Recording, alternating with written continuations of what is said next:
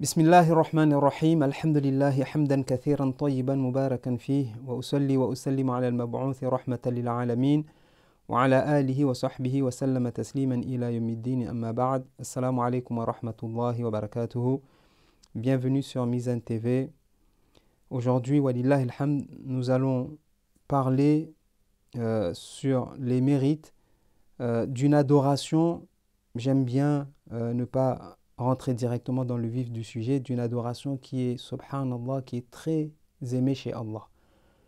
Une adoration nous rapproche énormément d'Allah, à savoir la solidarité qu'on doit avoir entre nous. Al-ukhuwa fillah subhanahu wa ta'ala, la solidarité qu'on doit avoir entre nous. Combien aujourd'hui ils sont, chacun le dicton, chacun pour soi et Dieu pour tous. Chacun pour soi et Dieu pour tous. Alors qu'Allah subhanahu wa ta'ala nous dit dans son saint livre d'une manière claire et nette, sans ambiguïté, car dans le livre d'Allah, il n'y a pas d'ambiguïté. Si on ne comprend pas, on demande aux connaisseurs, aux savants, ils nous expliqueront, walillah alhamd. Innamal mu'minuna ikhwa. Certes, les croyants sont frères. Et le prophète sallallahu alayhi wa sallam, il nous dit Al-Muslimu akhul muslim. Le musulman, il est le frère du musulman. Masha'Allah. Et en écoutant ce verset, ces hadiths qu'on connaît, on se doit, surtout en ce mois du mois de Ramadan, en ce mois béni, ce mois magnifique, le mois de Ramadan, et pas seulement bien sûr le mois de Ramadan, être encore plus solidaires entre nous. Être encore plus solidaires entre nous. Et être solidaire, c'est de plusieurs manières. Il y a le fait de prendre le coup de téléphone et d'appeler ton père, d'appeler ton frère que ça fait longtemps que tu ne l'as pas écouté, tu ne l'as pas eu au bout du fil, tu ne l'as pas vu. Le fait, subhanallah, de savoir que ton frère ou ton ami ou ton voisin, même s'il n'est pas musulman, car l'islam, ce n'est pas seulement pour les musulmans. Là, cette belle religion, elle est pour l'humanité, masha'Allah. Le fait de savoir qu'un tel, il est malade, et de prendre de ses nouvelles, de se déplacer, d'aller le voir, c'est ça la solidarité qui est en réalité obligatoire entre nous, masha'Allah.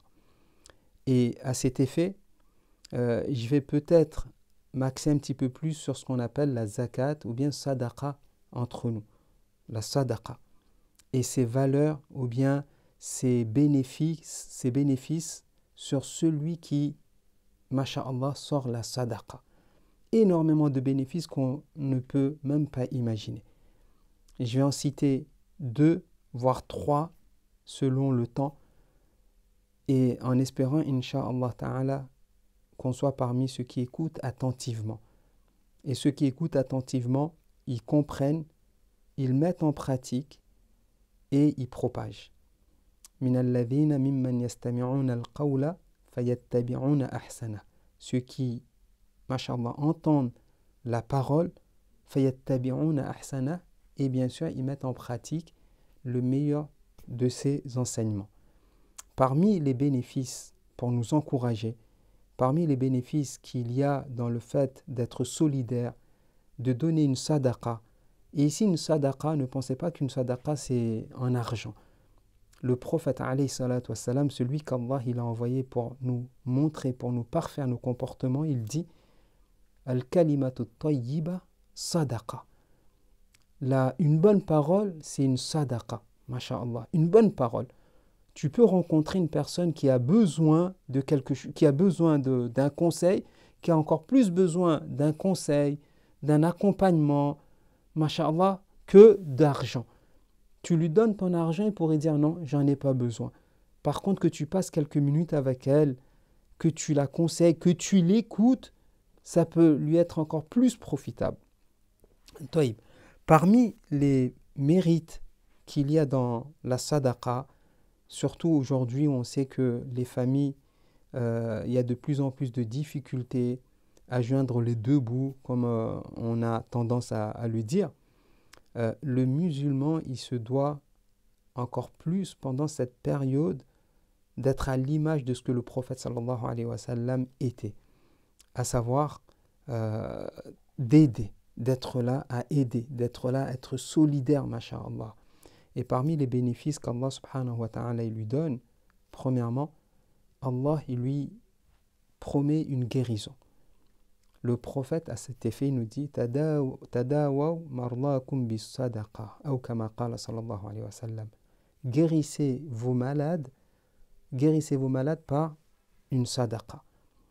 Le fait que tu donnes avec cette intention-là, que toi-même tu sois malade, ou un membre de ta famille, une personne que tu aimes, tu sais qu'elle est malade, le fait que tu sors une sadaqa, que ça soit une belle parole avec cette intention-là, ou bien un peu de monnaie que tu donnes à une personne qui est dans le besoin, avec cette intention que ça soit une guérison pour toi-même ou pour la personne que tu auras destinée, cette sadaqa-là, masha'Allah, Allah subhanahu wa ta'ala, innamal a'malu bin niyat. Nos actes ne valent que par leur intention. Idhan, premièrement, c'est de dire que la sadaqa, le fait d'être solidaire, ça nous guérit de nos maux. D'accord? De nos maux M-A-U-X. Masha'Allah. Deuxièmement, parmi les mérites de la sadaqa, c'est que, masha'Allah, Allah subhanahu wa ta'ala, il nous augmente. Il nous augmente. Il nous multiplie notre gain. Et non le contraire. Il ne nous diminue pas. Le prophète sallallahu alayhi wa sallam, il nous dit qu'une sadaqa ne diminue pas de notre capital. Bien au contraire. Et à cet effet, masha'Allah, on a ce magnifique hadith du prophète sallallahu alayhi wa sallam qui nous dit qu'il y a des anges spéciaux qui sont là, qui tournent et qui comptabilisent et qui font dua pour celui qui a l'occasion de donner et qui a l'occasion de donner et qui donne premièrement. Allahumma a'ti munfiqan khalafa. Oh Allah, donne à celui qui aura donné, redonne-lui. Masha'Allah, khalafa, redonne-lui ce qu'il aura donné encore plus. Wa man yuqridu Allah qardan hasana yudha'ifu lahu. Celui qui prête à Allah subhanahu wa ta'ala, et Allah, il n'a pas besoin de nous, mais celui qui est là et qui aide un des serviteurs d'Allah subhanahu wa ta'ala, Allah, il lui augmente, masha'Allah. Et l'autre ange, il dit le contraire. Allahumma a'ti mumsikan talafa. Celui qui a l'occasion de donner la sadaqa et qui ne la donne pas, oh Allah diminue de son gain. Lidhalika, à savoir, avec certitude, que la beauté de notre religion, ce n'est pas uniquement les 5 prières, ce n'est pas uniquement aller au hajj, etc., mais le fait d'être solidaire entre nous, et surtout de nos jours où malheureusement on voit énormément de personnes qui sont tout seuls et qui ne trouvent personne pour les aider, cette solidarité, elle se doit d'être présente. Et je vais finir par vous dire, quelquefois on s'étonne, écoutez bien, quelquefois on s'étonne lorsqu'on voit des frères ou des sœurs ou des familles qui rentrent dans des mosquées et qui demandent. Sachez-le, subhanallah, souvent je le dis ça dans mes prêches, sachez-le que celui qui a une partie de sa zakat, je dis bien, sa zakat, il a dans son capital une partie qui a dépassé le seuil. Sachez-le que cette partie-là, elle ne t'appartient pas.